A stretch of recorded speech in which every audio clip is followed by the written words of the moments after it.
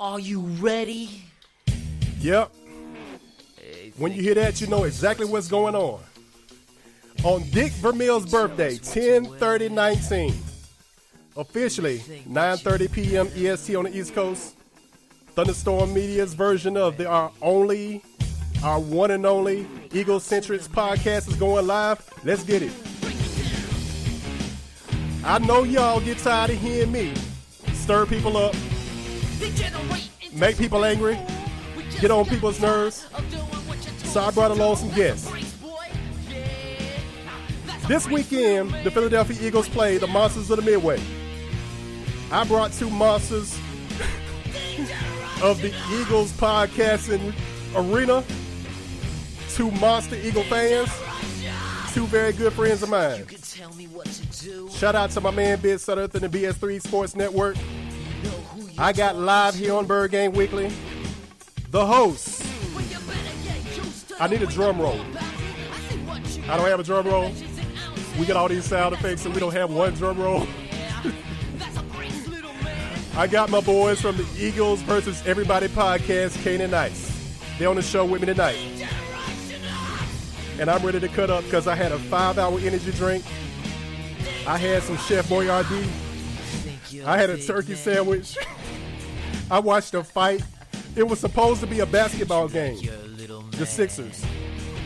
It turned into a fight between Karl Anthony Towns was in it. Joel Embiid was in it. These dudes started swinging in the middle of the basketball game. And Ben Simmons tried to break it up. It looked like he had Karl Anthony Towns in a chokehold. It's a wonder he didn't get ejected too. But that's the Sixers. We're talking about the Eagles, and I'm glad y'all have joined us. Like the page on Facebook, Thunderstorm Media. Of course, Inside the Eagles, you can catch me and my writers there every single day.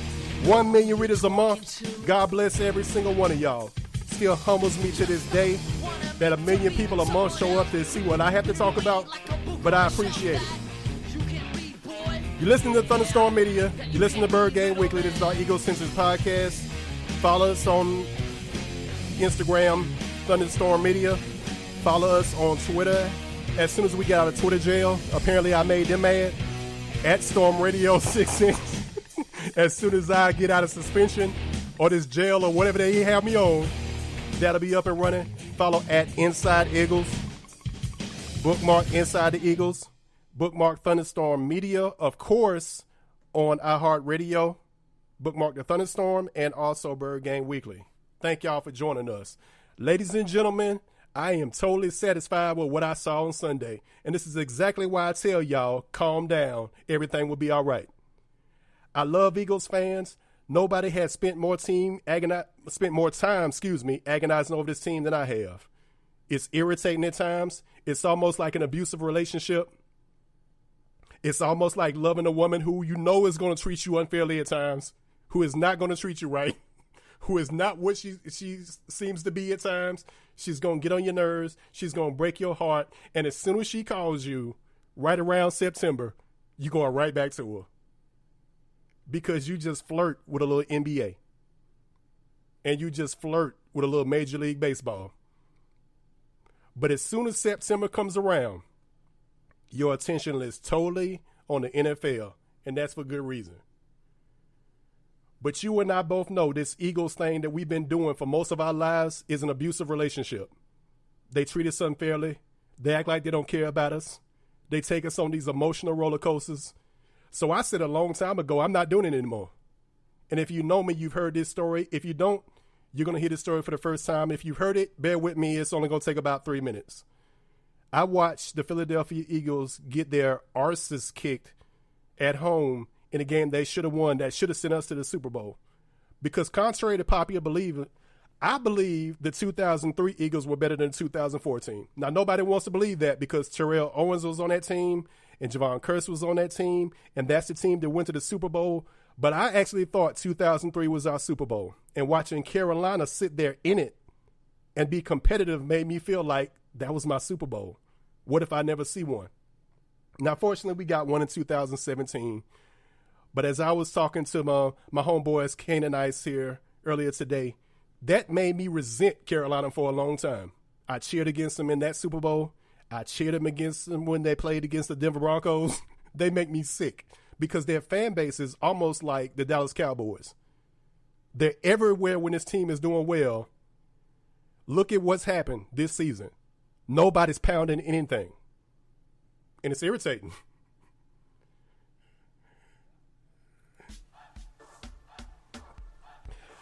So let me say this. I sat there in agony as the Philadelphia Eagles lost 14-3 to the Carolina Panthers. And then I'm sitting home and a cousin of mine called me from Chicky and Pete's. Now, I remember him saying that Troy Vincent was there. I remember him saying that there were a couple of other Eagles there with him. All of them were with their significant other or wife, and they were having the time of their lives. We're sitting there in agony. I didn't go to work the next day after they lost that game to the Carolina Panthers. What is my point? This is it. If they're on the team and they're fine, why am I sitting here down in the dumps? At that point, I said I will always let this team, but they're not taking me on any more emotional roller coasters, man. I'm not going to do it. Nobody loves this team more than me, but I'm not going to go up when they beat Green Bay and come back down when they lose. And then go up when they beat the Jets and come back down on a 2-game losing streak. Look at y'all. Now y'all are back up because they beat Buffalo. And we think we've solved secondary issues, and we haven't. There was a gust. I think they said it was about 40 miles an hour. There was Josh Allen, who is not that good. He has the potential to be, but right now he is not that good. And this is what's worse. The ball is going all over the place.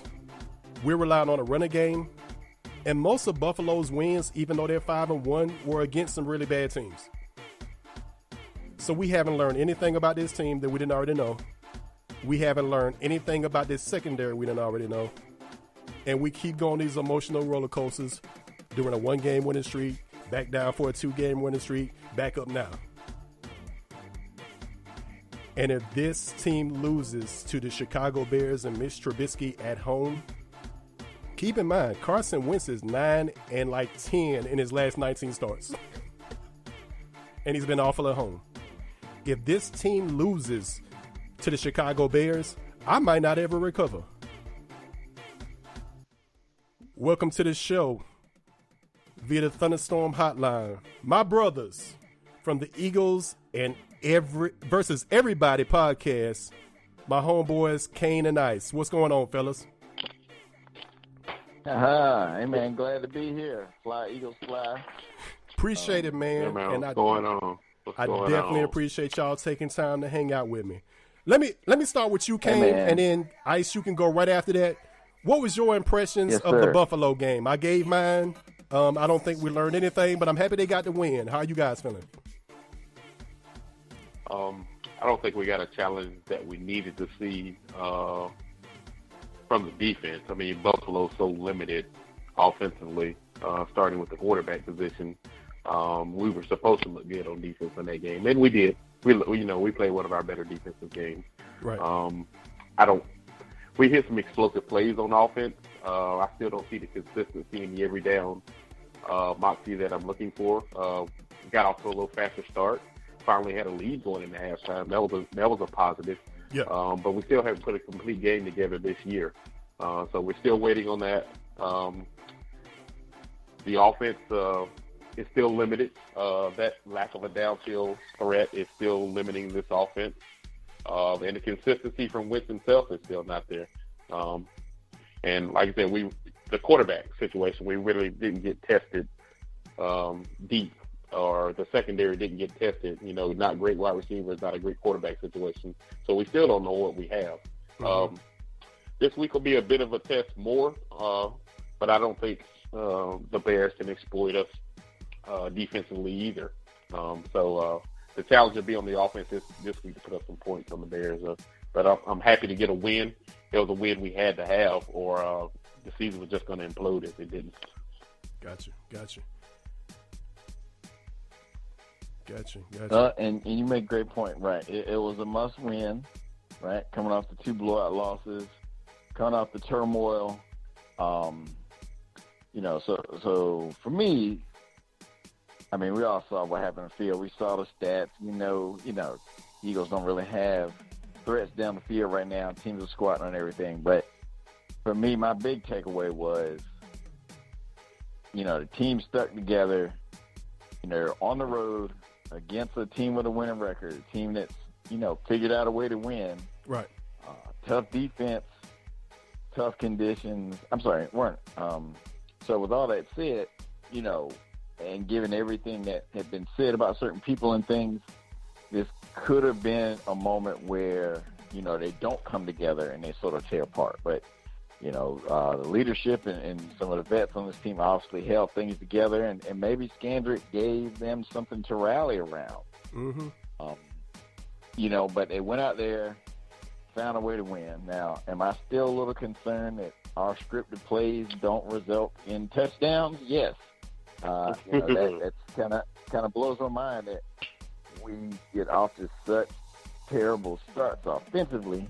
Right. But overall picture, won a big game, team with a winning record on the road, and when you factor in all the turmoil from the previous week, like I said, they could have, folded, especially when you think about some of the injuries and other things they've had.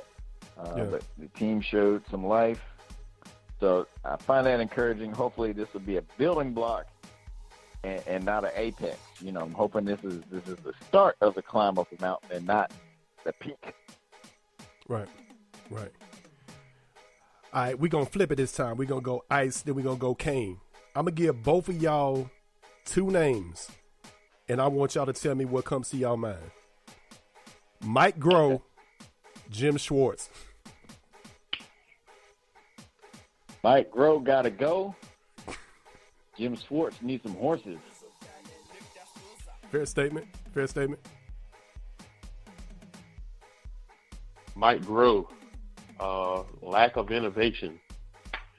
Jim Schwartz, jury's still out. I'm half and half on Schwartz. Doesn't have the personnel I think he needs to run some things he wants to run, but at times I don't see his scheme working for us. Mm-hmm. This is what's going to really sound crazy here, and it might take both of y'all by surprise. I was the president of the Jim Schwartz should have been the head coach club. This was like right around 2016. And I actually said, I campaigned for this. Jim Schwartz is the head coach. Why is he not in the seat? Doug Peterson? Really? I wanted this team to look impressive on defense. I thought Jim Schwartz was the guy to get him there. And I campaigned for that as hard as I could. Was I wrong? Yeah. Well, I didn't see Jim Schwartz as getting another opportunity as a coach. Yeah. But at the same time, when we signed Doug, like everybody else, I was like, what the hell did we just do? Mm-hmm. First-time coach, hardly been a coordinator. He really wasn't the coordinator in Kansas City. Andy Reid was, pulling all the strings and everything. So, right. But Jim Schwartz, I was never on that boat. I can't even pick up a paddle on that boat. I just can't do that one. Now, and Kane could tell you, I was all about let's get a defensive head coach. I wasn't sure who, but I really thought let's get a defensive head coach. But looking at the history of Lurie, I figured they would go offense. He hired Andy Reid, he hired Chip Kelly, and of course eventually Doug. So, and obviously it's worked out, right? Doug, innovative dude for the most part. Seems to be good at sort of getting the guys behind him and willing to roll the dice a little bit. And I think the guys usually respond well to that. But, for me, Schwartz, I like Schwartz. I think Schwartz plays the percentages. But let's be honest, the front office has kind of maybe missed on some draft picks or some other things, and most definitely. you know, it's just subpar in certain situations, and you know, and then there are injuries, right? You got 2 big-time defensive tackles injured, so that makes a huge difference, you know, because that's going to impact how teams block Cox and all that stuff. So, you know, there's certain factors obviously out of everybody's control, but also, like I said, I don't think the front office has done a great job of restocking key positions like defensive end and corner. Mm-hmm. I always try to give we coaches the benefit of the doubt because I know these guys are smaller than I am, and I know these guys are better at their job than I would be if I had the same job. But sometimes I look at them and I'm wondering, what are these dudes thinking? Because even I could see if Miles Sanders is in, we're passing. If Jordan Howard is in, we're running. I could see this sitting at home, so I knew they could see it. And I heard both of y'all allude to a lack of innovation. Right now, today, October 30th, Dick Vermeil's birthday. Are y'all missing Frank Wright? Very much. I really believe Frank Wright was. Yeah, I think Frank Wright was the. I ain't gonna say the brains, but I think he was the young, innovative part of the offense on that Super Bowl run. I think Doug Peterson is a good in-game coach, and he makes great halftime adjustments. But I really think Frank Wright was the motivating factor, working with Carson Wentz and the innovator and driver behind all that that Doug supplied to us. So I really think really think we're missing Frank Wright and Coach Flip. Like you're gonna throw it out there. I think we missed a Flip as well. Cool. Ice, let me ask you this. You could be on something. Let me ask you this, Ice. Right. Deshaun Jackson's been gone for years. He's played 1 game for us basically since he's been back. I'm not even going to count the Atlanta game. Right. This offense can't just die just because he leaves, can it? Like he hadn't been there. Well, I think there are a couple of factors. I think he hadn't been there. Also, I don't think the real Alshon hasn't been there since week 1. You know, let's not forget he missed the Atlanta game too. Has he deteriorated? And of course, he has come back. You think he's come back? But I think he's hurt. You know, I saw something on Twitter that say he runs like he's hiding cocaine in his anus. But so I said that to say, you know, obviously people notice he's moving differently than before. True. So I think he's not 100%, and all that's impacting Wentz. I mean, not Wentz, but also impacting Ernst, right? Mm-hmm. Ernst last year's, you know, setting records. This year he's getting 2 catches, 20 yards in some games. Yeah. So, I mean, and that's where the innovation comes in. The Super Bowl season, the Eagles did a great job of keeping teams' defenses off balance. Yeah. Not doing that this year. Eagles come out, script the plays, work well. You know, normally come out that first quarter with a good lead. That allows their defense to kind of get going, get that pass rush going. Hasn't been the case this year. There is something missing, right? There is some innovation or some little zigzag, you know, some piece that's missing that created confusion on the other team's defense that made them harder to defend than they are this season. That's for sure. Yeah. I think a lot of it is the running game. We're not nearly as effective running the ball as we were that Super Bowl year. That I mean, you had LeGarrette Blount. You know, you had we were working the run. Yeah, we were working the run. The run game was a lot stronger that year. Not that it's bad right now when we give them the ball, but I think it was a little bit more effective that year. All right. From there, we won in Buffalo. This team is 500, as both of you guys have brilliantly mentioned. And the next phase of the Eagles season was the trade deadline. We got... I'm trying to do this without laughing, man. We got Jannard Avery for a 4th-round draft choice. And we're like, okay, yeah, that fourth round draft fun choice. fact, he has one more tackle this season than I do. Wow. Well, let's hope something happens there. But I went to ice. Let me go to you now, Kane. Jannard Avery, that little writing on the wall for Josh Sweat and Deshaun Hall. I don't know if it's writing on the wall. Maybe it's who got injured. Someone got injured last game. They said maybe out for a little bit here. I don't think it was Sweat. I think it was Hall. No, not sure who it was. One of them got hurt, but I don't see it as writing on the wall. Yes. I don't see it as writing on the wall. I think you can just never have enough pass rushers. And from what I've read and heard about the guy, he was not highly regarded, but he was seen as somebody who could potentially be a sleeper when he was drafted a year ago. Matter of fact, he was on the Eagles draft board. So, we're hoping he turns out to be what the Eagles think he could be, and he could be a good situational rusher or maybe be an every down rusher or that outside linebacker that we need in this defense. But overall, with the not free agency, with the trade deadline, it's kind of like watching that bottle rocket you light and watch the fuse go up in there, and it just didn't take off, and it just sat there, and you're just confused as to what happened. And I turn around and look at Howie, and Howie looked at me, and I'm like, I was promised cornerbacks, man. I was promised wide receivers, and I don't know what happened. But we're hoping,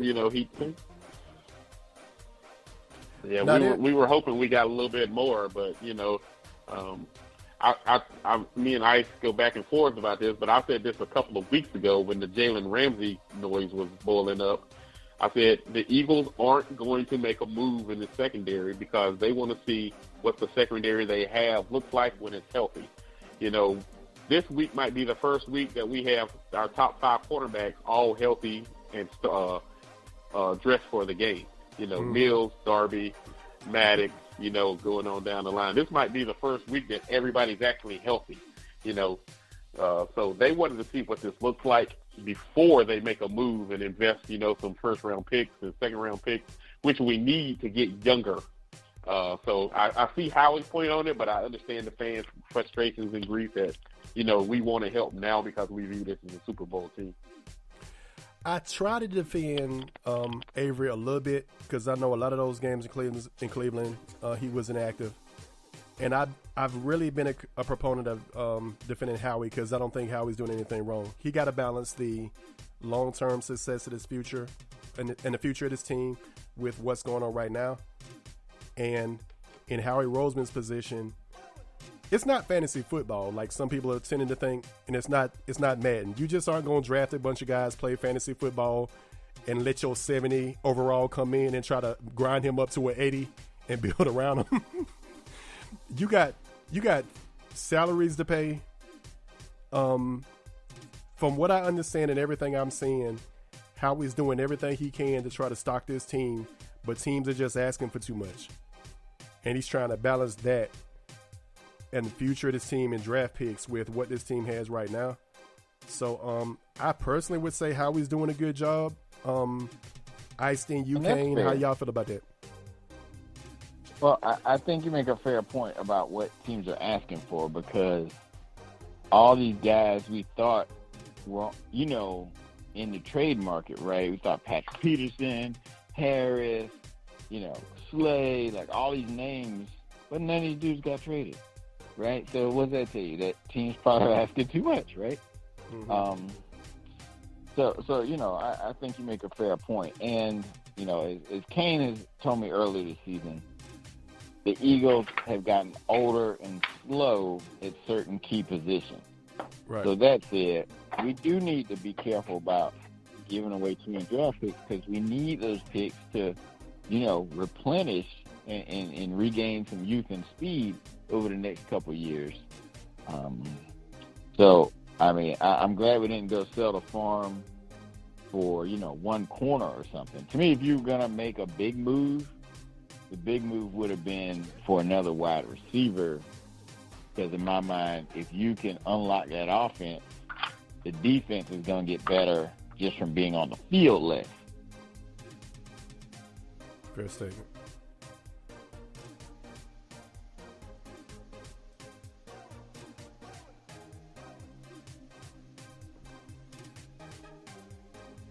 But, I feel like Howie, I mean, obviously, you're limiting what you can do. And as far as his free agent moves and trades and things, it's hard to know, like, what a team's actually asking for and that type of thing. But, right. His drafting, I think, is still can be a little suspect. We'll see how things play out. All right. Now, we dodged the bullet here. The Dallas Cowboys made a hard move to get Jamal Adams. Now, had they done that, we would have had a problem. Now, I don't know how they was going to sign Jamal Adams after they just gave Zeke the money, and after they were talking about giving Dak the money, and after they were talking about giving Amari Cooper the money. I don't know how they're going to pay all these guys. Now, I know Jamal Byron Adams Jones is still the money. Yeah. So I know a lot of these guys. Guys the Wolf Hunter the money. Right. Yeah. So we dodged a major bullet by not getting Jamal Adams over there in that Dallas Cowboys blue and gray. But y'all mentioned the drafts, and it's funny that y'all did that because I just talked about the drafts not too long ago on Inside the Eagles. And my personal opinion, about a week ago, I was very loud and being very critical about Joe Douglas. Because he was supposed to be the guy that was supposed to come in, and he was supposed to have all this knowledge about the draft, and he was supposed to do this, and he was supposed to do that. I'm going to give you his 3 drafts, and then I'm going to get y'all to give it a grade, all right? Okay. 2017. First round in a pick that we got from the Minnesota Vikings, 14th overall, Derek Barnett, defensive end, round 1. In the second round, y'all have heard this story hundreds of times. Y'all have probably told it 200 times. They took a chance on a cornerback who would have been a first rounder but got injured at his pro day. Slid to the second round. Sidney Jones goes 43rd overall. 99th overall in round 3, they get Rasul Douglas, another corner. Mac Hollins is their 4th round choice, 118th overall. Also in the 4th round, Donnell Pumphrey, the all-time leading rusher in NCAA Division I FBS history. None of that translated to the NFL. Shelton Gibson was taken in round 5. Nathan Jerry in round 5. Elijah Qualls in round 6. Now, I'll be honest with y'all. Before I started writing this story, I forgot Elijah Qualls was even a part of this draft and on his team. Wow. So yeah, I forgot we drafted Rasul Douglas that high. So think about it. I'm going to go with Elijah Qualls is gone. For my grade. Elijah Qualls is gone. Nathan Jerry is still on his team. Shelton Gibson is gone. The Donnell Pumphrey experiment failed. Mac Hollins, I don't know what he's doing. I don't know why he's still on his team. Rasul Douglas, I wanted Greg Ward on his team more than I wanted Mac Hollins on his team, by the way. Rasul Douglas is decent. I'm in the same camp. But I personally think Rasul Douglas is a safety. You know about Sidney Jones. You know about Derek Barnett. Ice, grade the 2017 draft for Joe Douglas. D. Kane, give me a grade on the 2017 draft for Joe Douglas. I'm giving you an F because there's no impact players there except for Barnett's a good player, but he's not what a first-round draft pick should be. That's an F right there. You failed all the way around. All right. That was our introduction to Joe Douglas. And correct me if I'm mistaken. Go ahead. But we could have we had a shot at Dalvin Cook in the second round, if I recall correctly. I think you're right. Like I think they traded up and got ahead of us for Dalvin Cook or something of that nature. I think Minnesota would have after him hard. And I think if he would have fallen, we would have gotten him. But, yeah, I was on the Dalvin Cook train, too. But you tell me we couldn't jump up to, like once he got into the second round, how we not looking to jump? That's what I couldn't get. Yeah. But fair point. Maybe they did. Yeah. Yeah, and I can tell you, I was screaming up and down for Dalvin Cook. Yes. You know, we were texting back and forth. Yeah. Yeah, I was like, Dalvin Cook is what you want, and I knew the Eagles wouldn't take a running back because you really don't take a running back where we selected Barnett. I think it was like 14th pick or something like that, where we selected Barnett. Of course, you're not going to take a running back that high, but I promise you, I would have threw my second and my third round, and you can have a second to move up to get Cook. I would have took him at the bottom of the first round or the top of the second round. We just missed out there. But the whole draft class as a whole is, just a bust. I mean, you don't have any solid starters out of that group except for Barnett. And like I said, for the 14th overall pick, it's not what you want for him to be doing right now. Is where he's at. He's a good player, but he's nowhere close to being what he should be. And the rest of the picks are just a waste. Cool. You guys gave 2017 a D and an F. I gave 2017 a D minus. We move on to 2018. As you know, we had no first round pick in 2018. We actually, if I'm not mistaken, we traded back into the second round. Then I think we traded back up. And at the 49th overall selection, Dallas Goedert, tight end. We then didn't have a pick in the third round. So if you skip ahead in the draft to round 4, in round 4 at pick 125, we got Avonte Maddox, cornerback. And I honestly don't think that was skill. I think we just got lucky.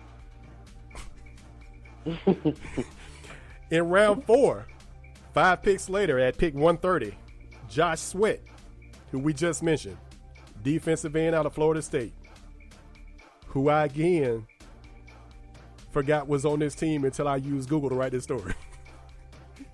206 overall, Matt Pryor, offensive lineman. And in round 7, I don't know if y'all can do it off the top of your head, but I'll never forget this because I remember when they took a rugby player a couple years prior by the name of Adam Saluba and said they were going to make him a tight end. In round 7 of 2018, fellas, they took another rugby player and decided we're going to make him a left tackle. His name was Jordan Mailata. So to recap, round 7, we'll count them down. Round 7 was Jordan Mailata. Round 6 was Matt Pryor. Josh Sweat was taken in round 4, as was Avonte Maddox and Dallas Goedert. Those last 2 names may actually save this class, but probably not. Kane, please grade the 2018 draft. That's a D+. The reason I'm going to grade it a D+ is we moved up. We jumped ahead of Dallas, the Cowboys, to take Goddard. So we probably saved ourselves some headaches there. And then I was, you're right. We got lucky with the Maddox pick. I think he's going to turn out to be, at minimum, a good nickel quarter in the league and a good role player. And then here you go next in Sweat. I was a big fan of Sweat coming out. I thought it would take him a few years to get comfortable in the NFL, but I thought he'd be a good situational rusher, kind of like a Brandon Graham, or in that mold. Not really, his production or anything. But best I can give it is a D+, just because we saved ourselves from going against Goddard every week with him, with Dak throwing him the ball. So that could have been worse with Amari, Dallas Goedert, and Zeke on one team. That would have been a nightmare. But D+ is basically all I can give because the rest of those picks are just a waste. True statement. Go ahead, Ice. What you got?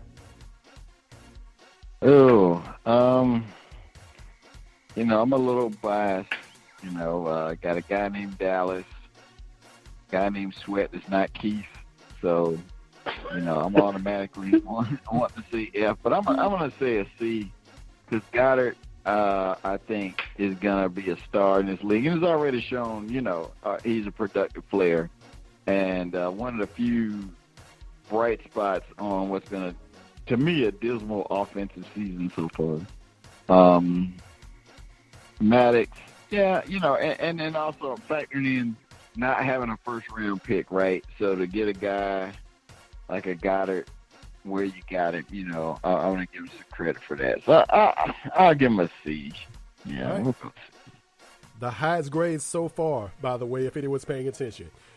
So in 2018, Kane gives him a D+, Ice gives him a C, and I give him a D. This is where things This is where things really get interesting, guys. At this point, everybody's like getting worried because everybody's like, yo, Joe Douglas might be a general manager somewhere. I don't know why they were thinking that. I'm like, please get this guy out of here. But he got another draft. So let's check it out, shall we? In 2019, here are your draft picks. In round 1, 22nd overall, I actually like this one. I'll give him credit. They saw that the Houston Texans might get this guy, and they jumped up to a guy that I didn't even think would be available at 22. I had him rated as the second best tackle in the draft, Andre Dillard. Round 1, 22nd overall. Then in round 2, I was campaigning for this guy. You can check my history. You can go look at everything I've ever written. I had been saying for months, we missed on Dalvin Cook, get Miles Sanders. And that's exactly what they did. 53 overall. Round 2, Miles Sanders. But then it got real bad after that, fellas. I'm sad to say, also in round 2, they picked up a guy by the name of J.J. Arcega-Whiteside, who I was very excited about, who everybody kept telling me was an Alshon Jeffrey clone. And he isn't an Alshon Jeffrey clone. He's actually a Dorial Green Beckham clone. Oh, God. Oh, God. J.J. Arcega-Whiteside has 2 catches for 14 yards, if you haven't been watching, and he has 1 major drop that could have been a game winner against the Detroit Lions. It wasn't tipped. Yeah, the sun wasn't in his eyes. It hit him in his hands and the chest. Yeah. We're not done. I mean, we just getting started. Okay. Yeah. We got yeah. also in round. Now we didn't have a 3rd round pick either. Drop down to round 4, and I don't know what it is about the Philadelphia Eagles. I don't know why. Somebody in there must be a graduate of West Virginia or something, and somebody must be a graduate of Penn State, because they're watching like West Virginia and Penn State like every year, and they're like, let's go get their guys. So in round 4, they decided to go get another defensive end, and his name was Sharif Miller, 138th overall. We only had 1 pick remaining. That was in round 5. And it was a god-awful choice. Some of this was Jeffrey Lurie, because he said he believes that we should take a quarterback in every draft after he saw the value of Nick Foles. So I think Jeffrey Lurie had a lot to do with this. But they took a quarterback. Unfortunately, that quarterback was Clayton Thorson, who is now in the Dallas Cowboys practice squad. Yeah, that's a good point. We had to go hire ESPN host to come be our backup quarterback. Yeah. Okay. Sharif Miller, J.J. Arcega-Whiteside is still on his team, and the only other 2 members of the draft class of 2019 who are still on his team are Miles Sanders, who will probably be good, and Andre Dillard. So I leave it in y'all's hands, fellas. Ice, please grade the 2019 NFL draft. I'm gonna say incomplete, because obviously, we've seen Dillard some, and obviously he hadn't reached Jason Peters status yet, but obviously there's some talent there. I like what I've seen so far for the most part. Sanders, we're starting to see a lot of stuff we heard about in training camp. I know we're joking about Whiteside and JJ. I still think he's going to be a productive player. He's got to learn the ropes. But right now, the only thing he has in common with Alshon is position, and they're both from South Carolina. But yeah, he's got a lot to prove, and maybe he can learn something from the older guys. So like I said, I don't think he's going to be a star, but I do think he can be a capable receiver. A lot of these other guys, Well, let me just redirect. Once you get in these later rounds, let me redirect that one. All right. What have you seen from him to make you feel that way, that he'll be at least decent? Well, I mean, he's got physical tools. Right. We haven't seen it, all come together for him, but he also is not getting, especially since Alshon came back, he's not getting a whole bunch of reps. Right. And, Now, also, I think he's going to be the kind of guy that the quarterback's just going to have to let go of the ball when he's coming out of his break and not wait for separation. I don't think he's going to be one of these creating a bunch of separation kind of guys. He's going to be the I win, the 50-50 balls, right. At a higher rate than 50-50 is what I anticipate from him. But yeah, but you're right. I hadn't actually seen him do it in an Eagles uniform yet. This is speculation or wishful thinking, one of the two, but or both. That's just what I see. So, I want to say incomplete, but if I had to, grade on like where they are now, Sanders looks like, the real deal.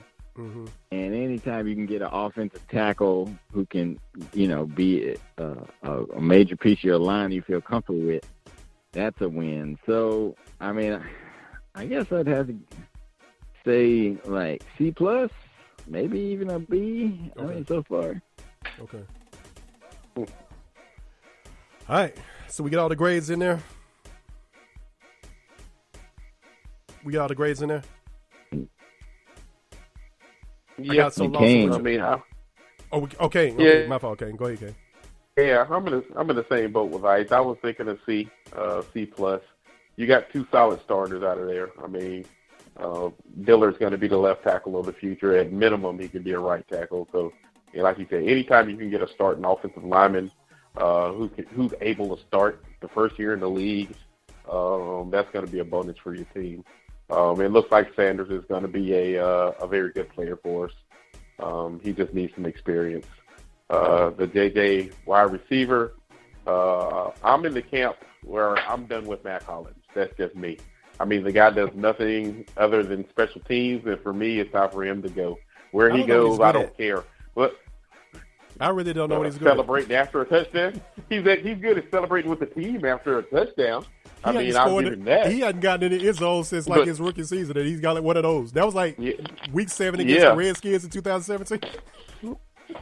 Yeah, I mean, so I'm. You guys remember with the whole narrative of they hired his college position coach. He's gonna blow up this season. Remember that narrative? Yeah. Okay. Whatever. Like I said, I'm done with it. I'm done with Matt Collins. He can get off the team for all I care.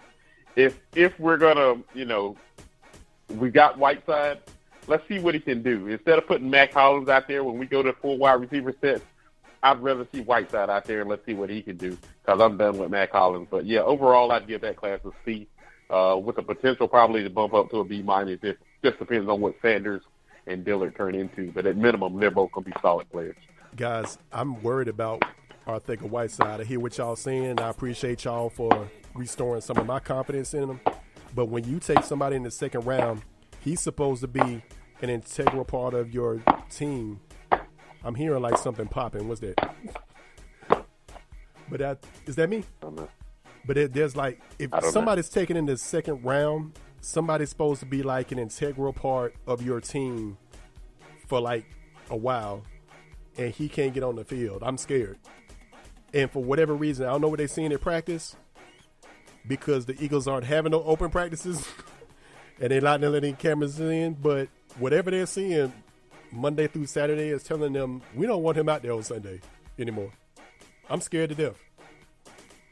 Yeah, and maybe he's having problems picking up some of the terminology or things like that, Yeah.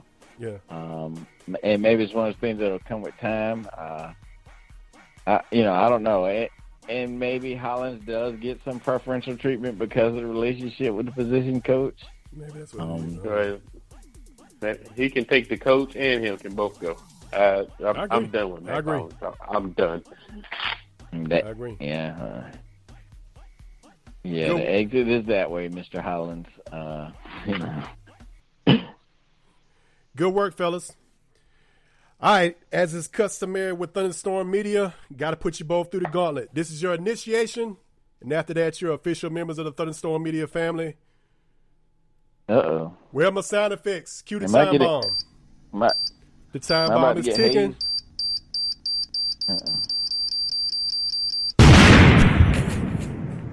Dang, that was loud. Spot broke. That was loud. All right. If you tuned in late, you've been listening to an extraordinary job done by the host of the Eagles versus Everybody podcast on the BS3 Sports Radio Network, my homeboys, Kane and Ice. For no other reason that his name is said first, Kane. Literally homeboys. Yeah. For no other reason, we're going to start with Kane. Kane, welcome to the gauntlet. It's 20 questions, the thunderstorm way, the lightning round. Are you ready? Let's roll, man. Let's roll. Let's do it. Cue the music. Kane is in the gauntlet. Rank these 3 quarterbacks, 1 through 3. Randall, Donovan, Wentz.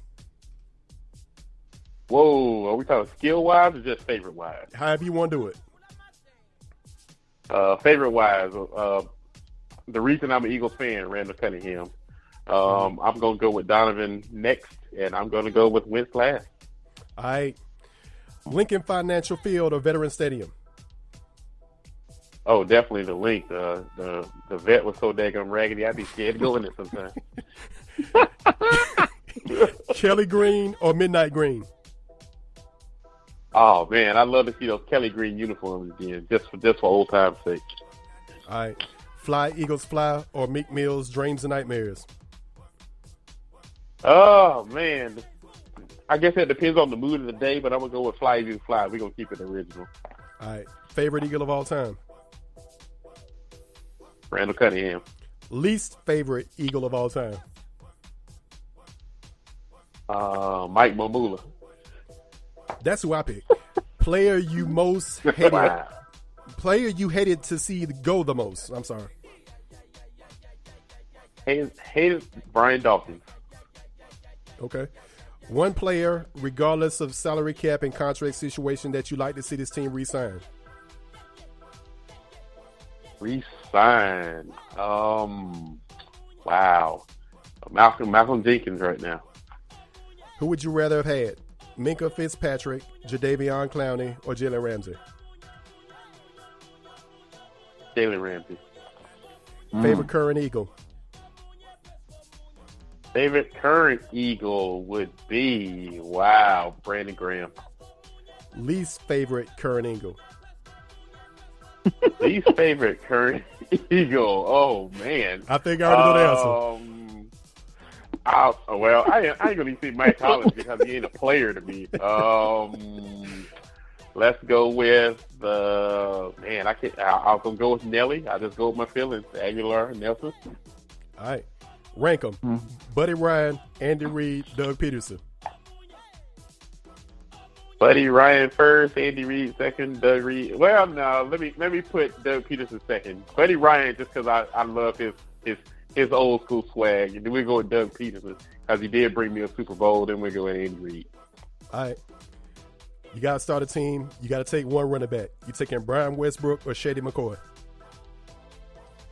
I'm taking, although I think Shady's a better running back, I like Brian Westbrook's just mentality. I think he's stronger. I'll take Brian Westbrook.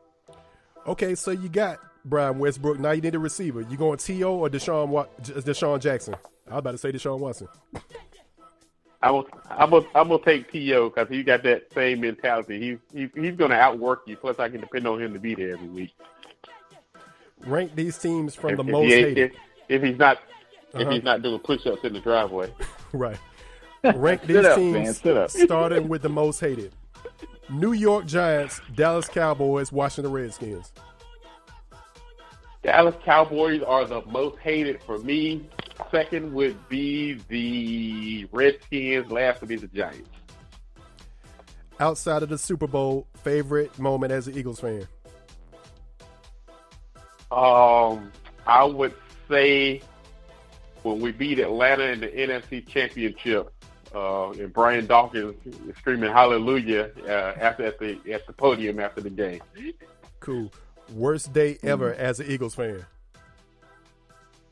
Oh, man, we talked about it earlier. That loss to the Carolina Panthers in the NFC Championship. Man, that was the year. I agree with you 100% that we were supposed to raise that banner that year. And that game right there just irks at me still to this day. All right. comeback player of the year so far? Comeback player of the year. I guess we got to give it to Wentz. I mean, he was banged up last year with the back, the back injury and the knee.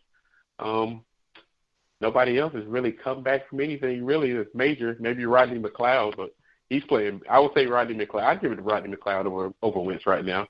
He's coming back and I didn't think he'd be himself coming back, but he looks like the same player. Don't forget Brandon Brooks. Yeah, I forget about Brandon Brooks. Yeah. Good catch there. Player with – I lost my own place. Okay, player with the most to prove in the next 8 weeks.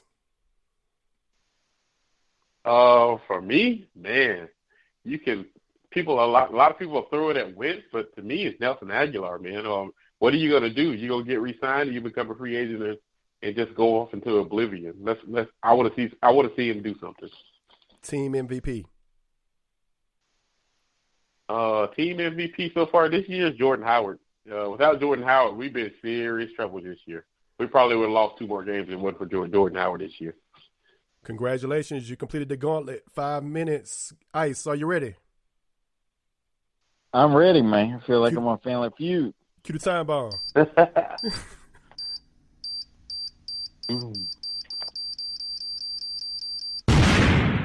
That's a long time, Bob, man. You got plenty of time to get out of that's going off. If you don't make it all out of that one, something is wrong. All right, cue the music. Ice is in the gauntlet. Ice, are you ready? Yes, sir. Rank them. Randall, Donovan, Wentz.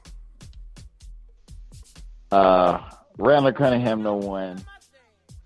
Carson Wentz, number 2. Donovan McNabb, number 847. 847. All right. Lincoln Financial Field or the Veterans Stadium? Man. The link, obviously, better for the players. The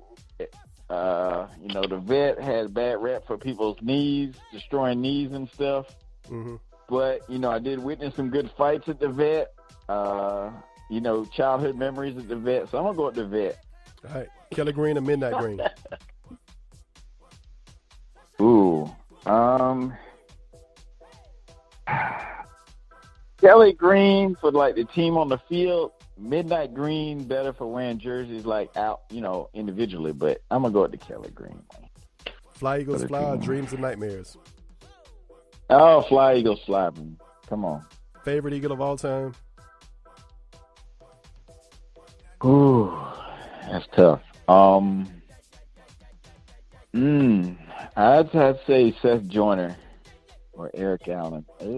Seth Joyner. All right. Least favorite Eagle of all time? Maxwell. Good one. Least favorite Eagle of all time? I just said that. Player you hated to see go? Terrell Owens. One player, regardless of contract situation or salary cap, that you like to re-sign?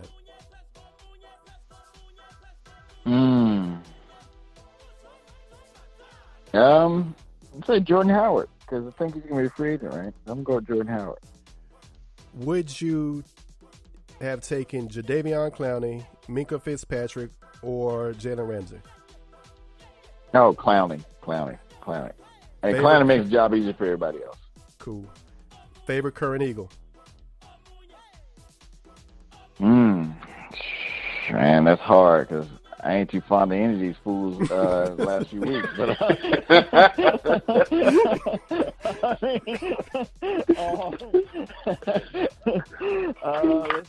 Current,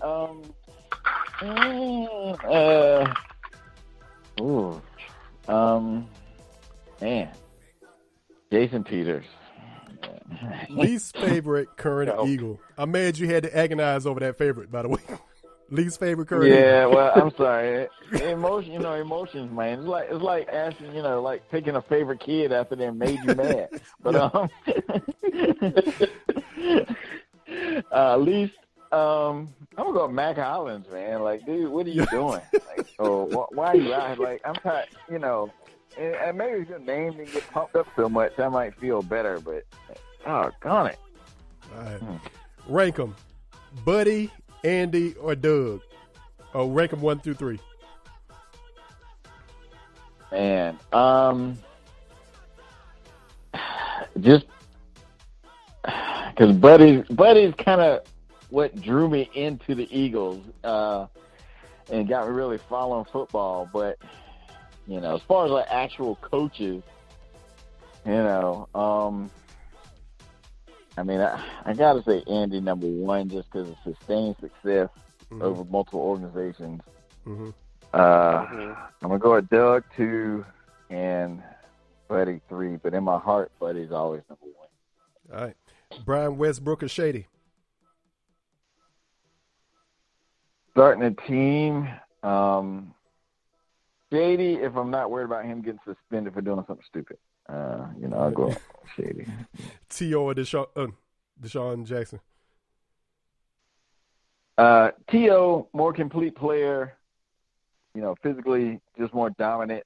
And I think T.O. has an energy that kind of impacts the whole team, which can be a negative sometimes too. Mm-hmm.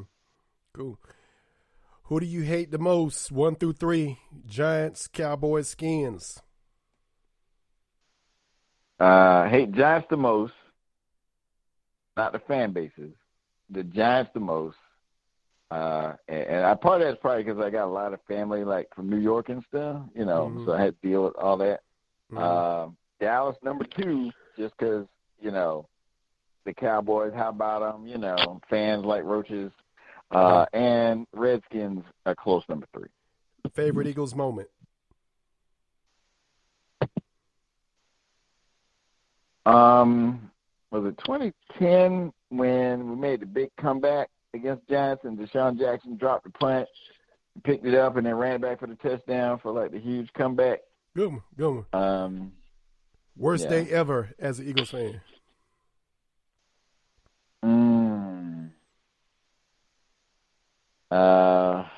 I'd have to say losing in the Super Bowl to New England.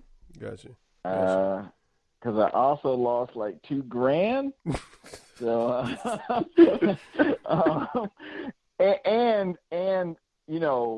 of course, looking back, that loss or that game sort of precipitated everything that went on in the 2005 season, so it really ruined the 2005 season too. Yeah. And, of course, eventually it led to T.O. leaving. McNabb and T.O., yeah.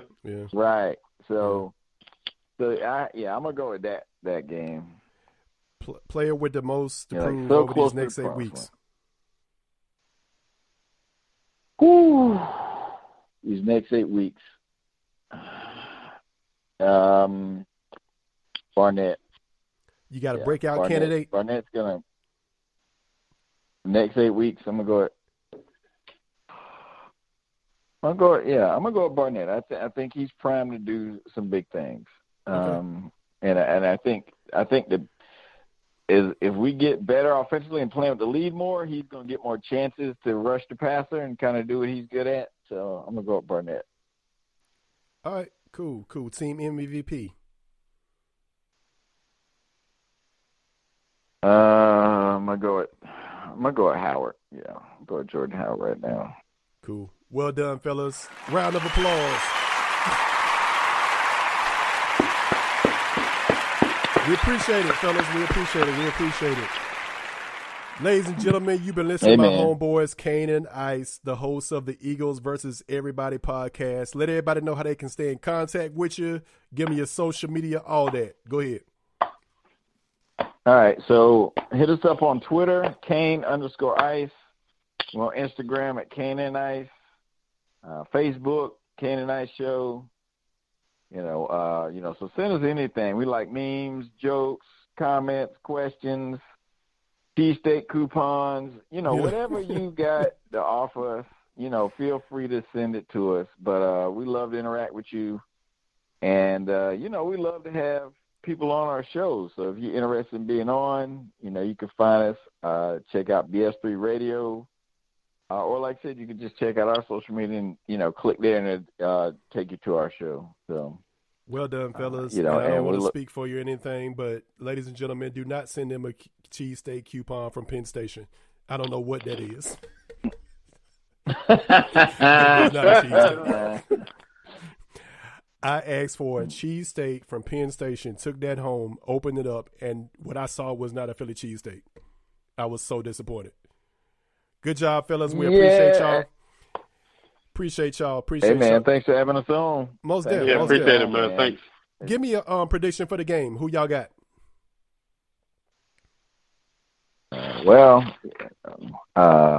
I got the Eagles winning 24-10. All right. Yeah, I say Eagles in a close one, close defensive, low scoring. I got Eagles 17, Bears 13. Good job.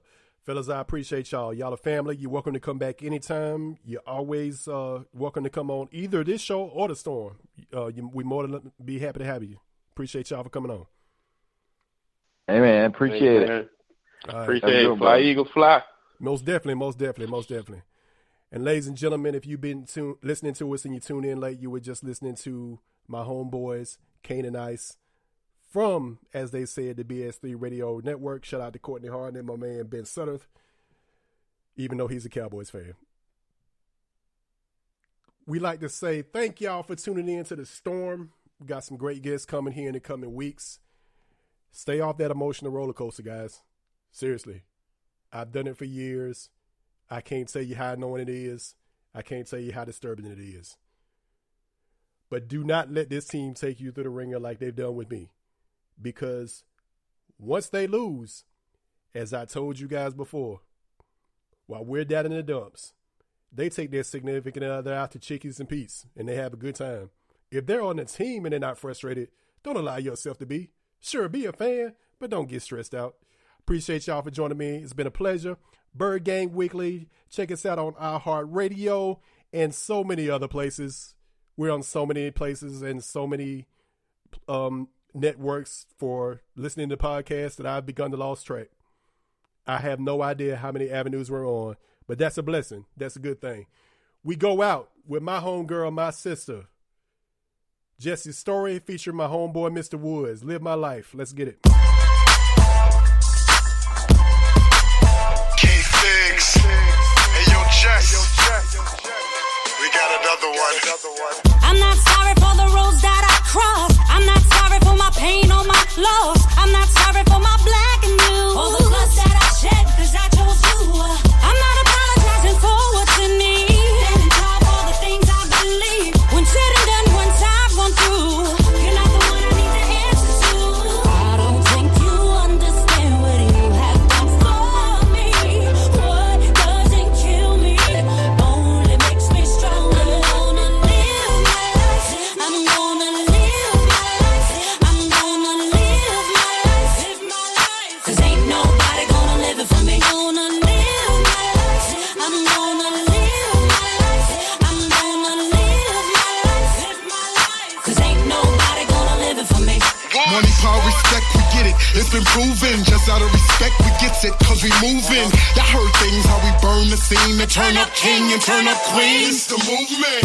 Not sorry how we light up the mic. Say Jay's story. We got it on fire tonight. You'll see the light. Had to drop another anthem. Bonnie and Clyde, the new Ashford and Simpson. I just say I did it and to wish that I had it. Tomorrow isn't promised, so today I'm gonna live my life. I'm gonna live my life. I'm gonna live my life. Live my life. 'Cause ain't nobody gonna live it for me. Gonna live my life. I'm gonna live my life. I'm gonna live my life. Live my life. 'Cause ain't nobody gonna live it for me. Not worried about the things that